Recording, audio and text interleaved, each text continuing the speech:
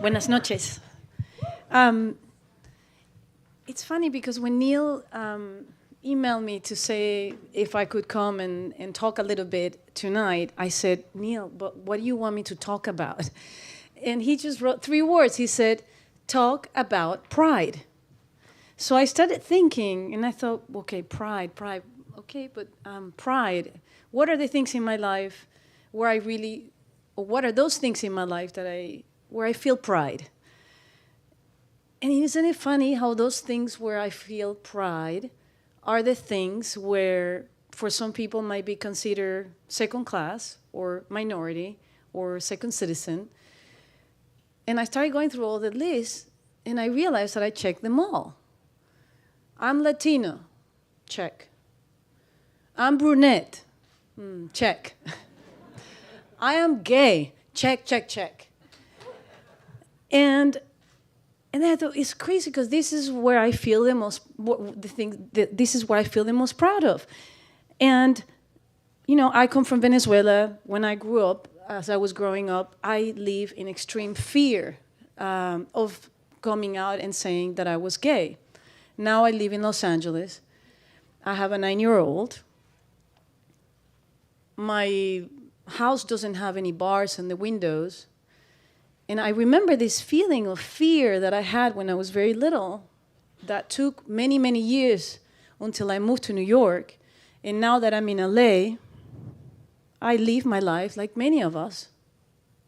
And after what happened in Orlando, for the first time in many, many years, I have so much fear again. And I would like to ask, and I don't want to extend myself, after what happened, are you afraid? I am afraid. Do you feel fear? I raise my hand. I have so much fear again. But this fear is different than the one that I felt when I was little, because now I have a 9-year-old, and she's a girl. And I'm afraid that she might get hurt because she has 2 mommies. I'm afraid that I get hurt and she won't have a mom. And I'm especially afraid that she cannot grow up to live and be whoever she wants to be when she's older, just like I have been doing until now. So what do I choose, and what do I tell you to choose if you feel that fear that I'm feeling right now?